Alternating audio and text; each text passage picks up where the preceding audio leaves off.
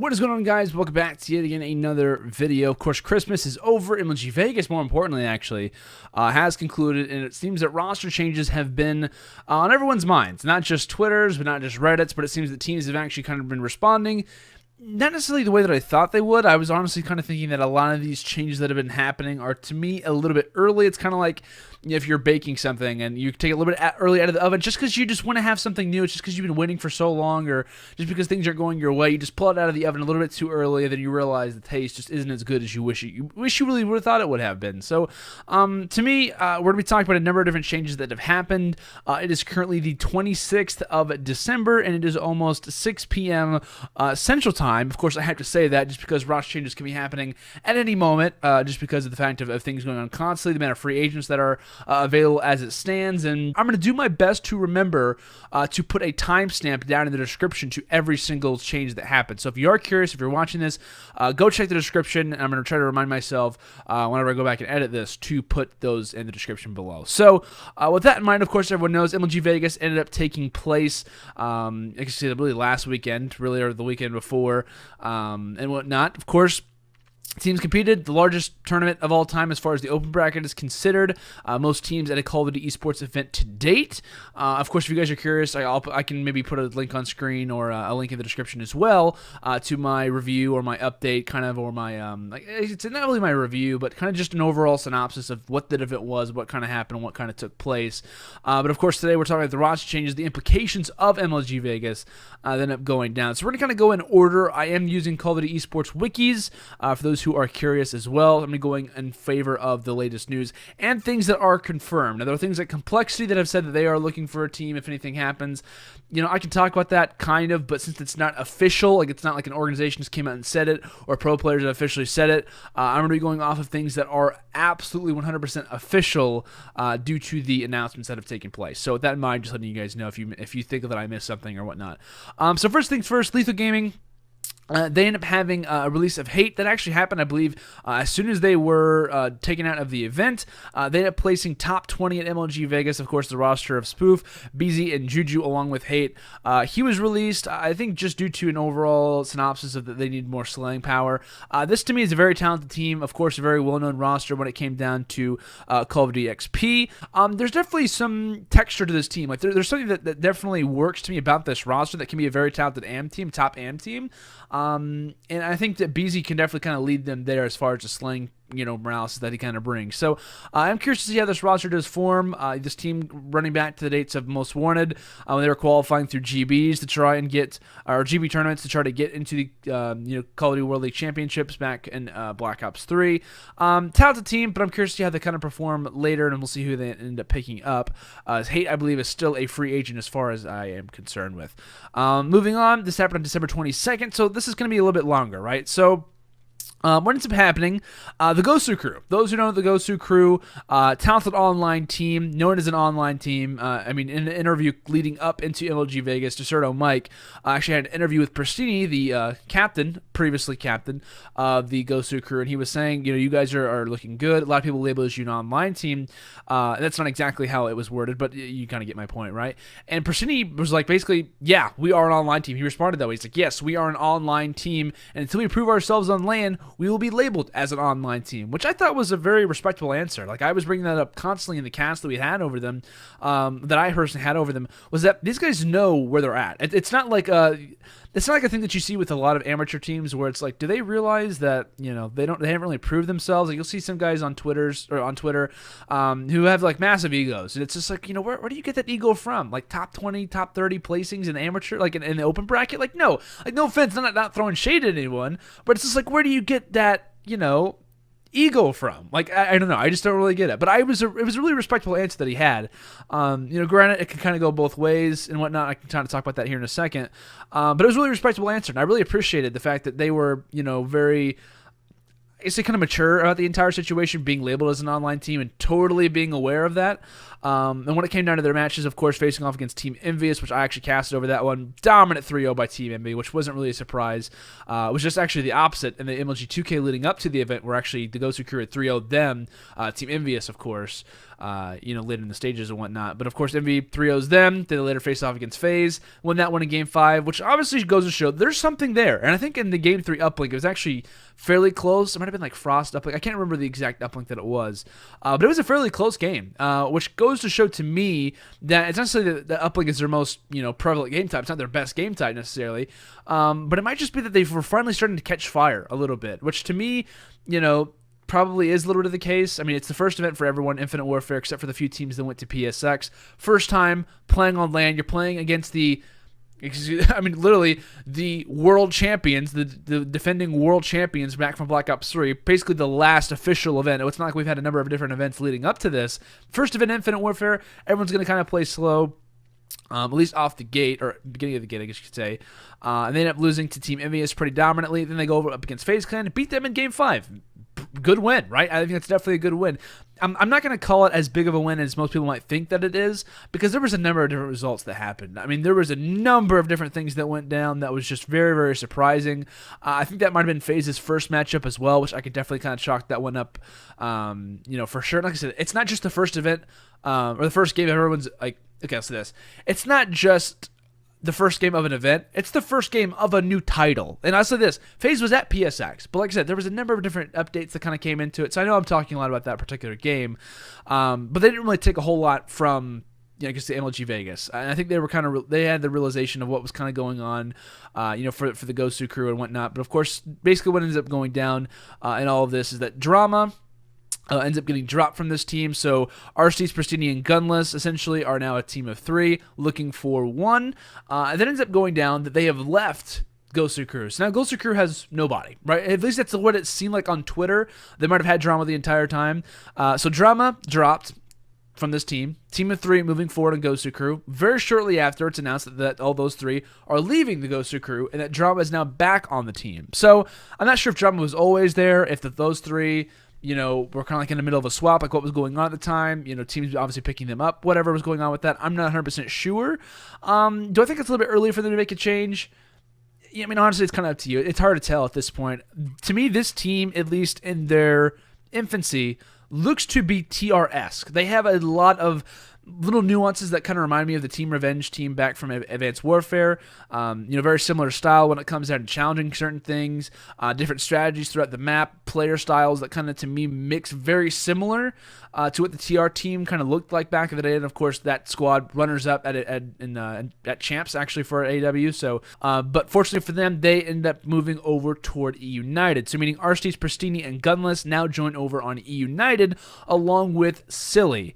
Meaning that Legal, Pac-Man, and Accuracy, the other previous 3 who are on eUnited, are now free agents, which to me is very interesting. So I'm obviously skipping over a few things or a few roster changes that happened in between that, but I want to kind of stay on topic here. So let me talk about eUnited first before I start highlighting Silly and whatnot.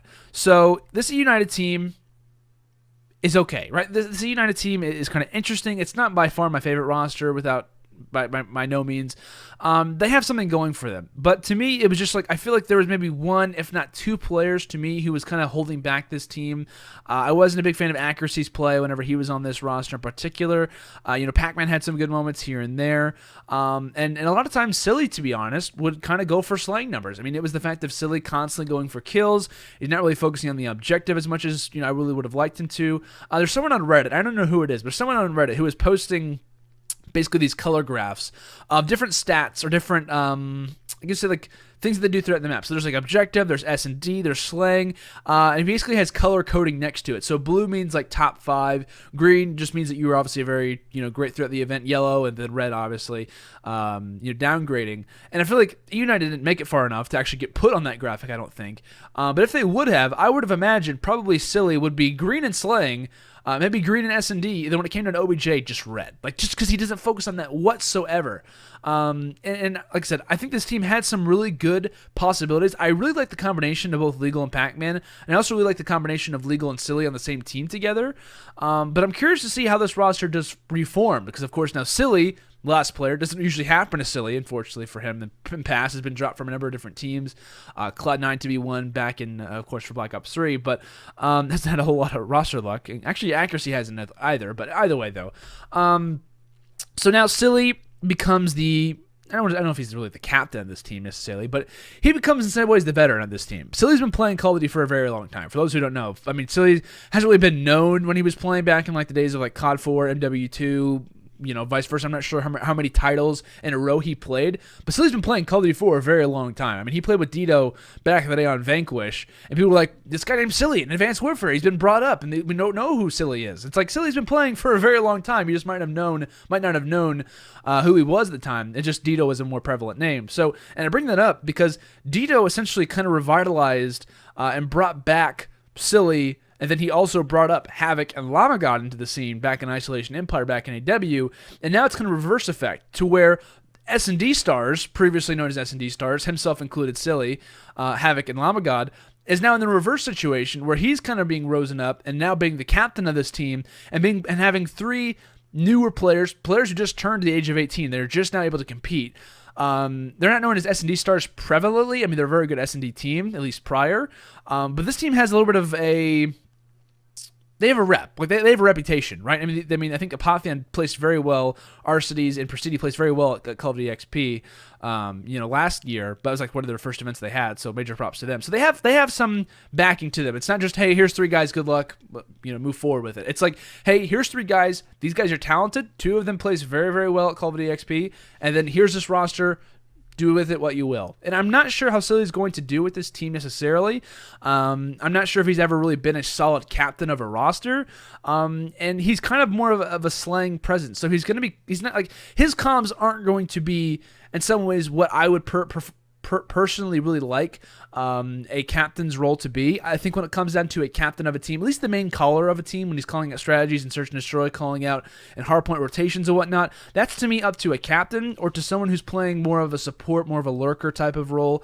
Someone like Aches, like Cloud9. Aches isn't going to get the most kills. That's up to Assault and Lacefield. He's not going to be doing always the dirty work. That's going to be Ricky's job. But he's doing his own job, and he's kind of in some ways playing like a quarterback role as far as looking at everything that's going on in the map. Same thing with JCat back in Black Ops 3.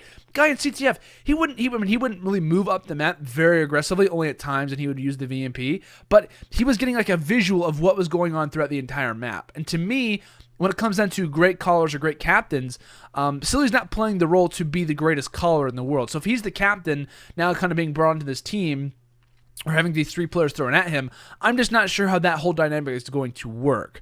Of course, things can work out. I might be, proven wrong. That's obviously a possibility. But I'm curious to see how they perform. I think the slang presence definitely rises with them, but I'm curious to see how the comms work. I'm curious to see how Silly kind of works with these three guys. Of course, getting, in some ways, veterans, and now getting kind of amateurs is a totally different story. I mean, it's a completely different team, not just roster-based, but how they play and the overall understanding of the game as well. It completely changes for him. So I'm curious to see how that roster performs. And like I said, eUnited now consists of Pristini, Arcides, Gunless, and Silly. Legal Pac-Man and Accuracy are now free agents as far as I am concerned. Don't know if they found anyone as of yet, and best of luck to those guys. Complexity basically announced that Xotic has left the team. Complexity, not that I want to say that I wasn't expecting this team to do well, but they go into groups. They don't win a single series. They go 0-3 in groups. They end up having a top 16 placing at Las Vegas. And kind of coming into this event, they looked good at times. They, to me, were a little bit streaky. Getting the last second pickup of Xotic kind of coming. I wouldn't say last second. He was kind of playing with him for a long time, but got picked up, like officially picked up, like maybe 2 weeks before the event ended up taking place. And I liked Xotic a lot. I've been casting over Xotic for fairly, not like, I want to say like I've known Xotic personally for a very long time. I just had casted over him when he was an amateur, playing at local Canadian tournaments and stuff like that. But he's a very talented slayer, and to me, he works well with certain players. And I was not a fan at all of the complexity communication. You got players who are, can be, this is just to me, I'm going to be honest, emotional team. And like to me, I always say there's a difference, in my opinion, between players who have emotion and players who are emotional. Not directly correlating that to anyone who's on complexity. but I would see constant highlights, if you want to call them highlights, on Reddit of arguments that would go down, Swirly screaming about a certain play that happened, just, outwardly just getting angry at the game. Same thing with Parasite as well. I mean, that's a very known thing that Parasite has, that he does all the time, is he gets angry, and then, things happen. Everyone knows about the issues that Parasite's had with rosters in the past.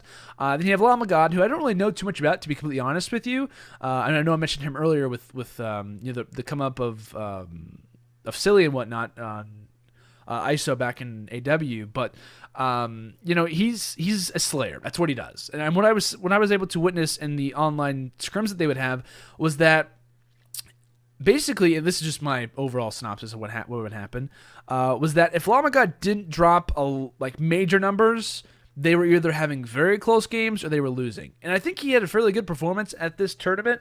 I didn't go back and look at the exact numbers or the exact KD ratios for every team who made roster changes. Maybe I should do that. As far as we know, Xotic is the only official player who has left. From what Parasite has posted, he said that either he's looking for a team or if they can find a solid fourth, they'll all be staying together. I'm not sure if Complexity is going to remain their solid organization if they decide to move on. Like I said, that whole situation is kind of screwed up for me right now. To me, it would be in the best interest of them to maybe try and find another few players or whatnot. To me, I'm just not a huge fan of Swirly and Parasite being on the same team with each other. To me, because the comms kind of, this is my opinion, but the comms to me, communication at times can definitely be at a very high level as far as a negative point of view. So, Complexity kind of being split up. Xotic is left. I believe he is a free agent as of right now. Not really had a whole lot of luck. Feel kind of bad for the guy Xotic, TK, and then now Allegiance, and then now Complexity. He's just kind of bouncing back and forth between a number of different teams, and I hope he finds a solid home. I know he's been playing with a few players throughout the nights. But either way, though, thing two ended up leaving XtroVert. XtroVert, talented team. I thought they were going to place and actually get out of pools at MLG Vegas. I, for some reason, couldn't remember the MLG Vegas for some reason. For those who don't know the XtroVert roster, it was like Modi, Stamino, and Invader. I'm not sure exactly what happened with that. I don't remember exactly what placing they ended up having in MLG Vegas, but I don't think it was terrible. Of course, they were in the open bracket and whatnot. I think they ended up having an issue where Modi had to go to the hospital or something along those lines, so I'm not 100% sure what happened with that. Was kind of casting. I didn't really see what was going on as far as everything and the updates on Twitter and whatnot. So whoever was sick or in the hospital, hope that they're feeling better. Not sure what player it was indirectly or what the situation went down, but XtroVert ends up making a change. SnK ends up making their return back into, I believe, the CoD Esports realm. And Flawless is also being brought back. So for those who don't know, Flawless, player who's been playing for a very long time, actually. I mean, I remember his name being brought up in Black Ops 2 for a time, especially back in Ghost as well. Dating back to maybe COD 4 MW2, I think is when he started playing. He's played with some very talented teams. I remember his name very high level. It might have been on Optic actually. I don't know 100% sure, but I'm pretty sure he was on Optic back in the day.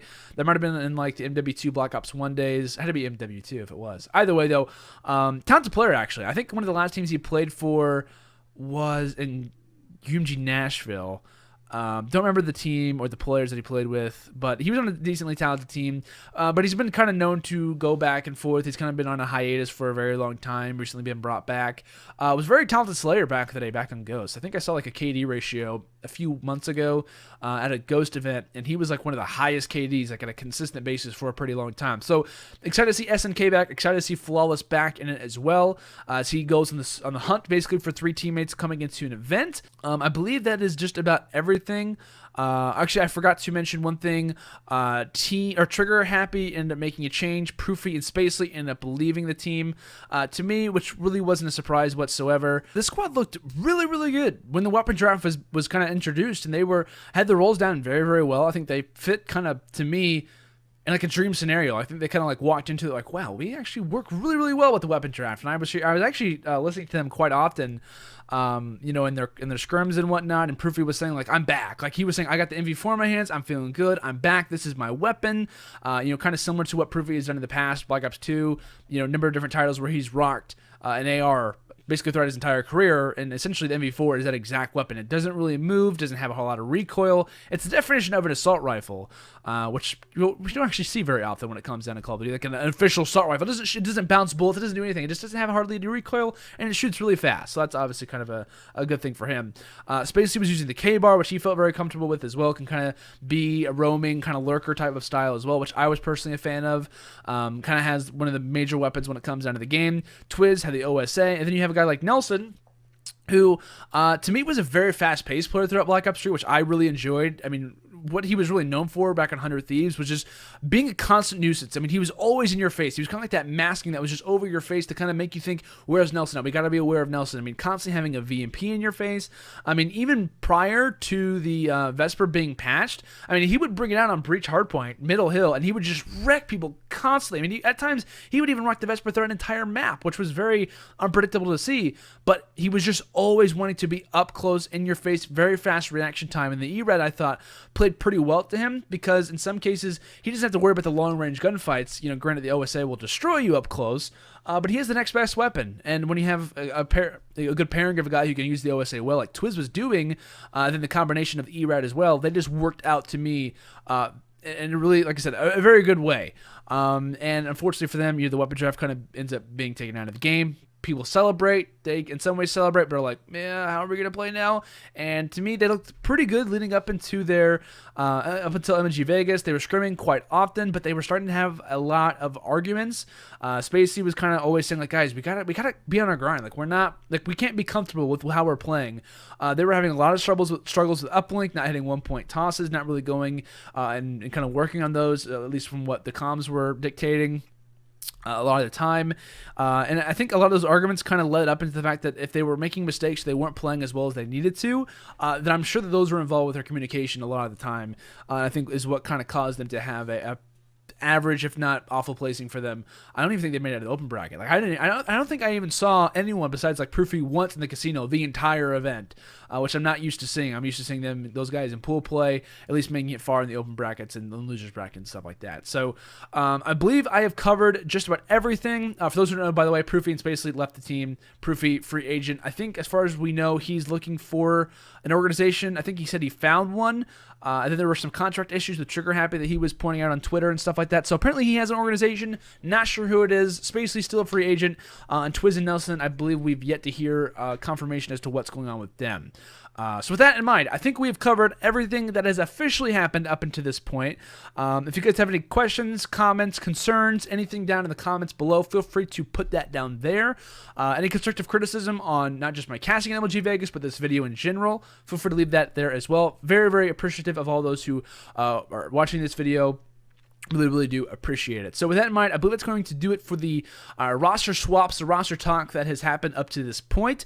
If you guys are curious or want to, you guys can obviously follow me on Twitter. I do talk about and tweet about all the roster changes as soon as they happen and try to make these videos as often as I possibly can. So guys, thank you so much for watching this video yet again. Make sure to go down to the comments and comment, and make sure to like the video if you guys did enjoy. Make sure to subscribe for future content. See you guys all later. Have a fantastic day, and until next time, peace out.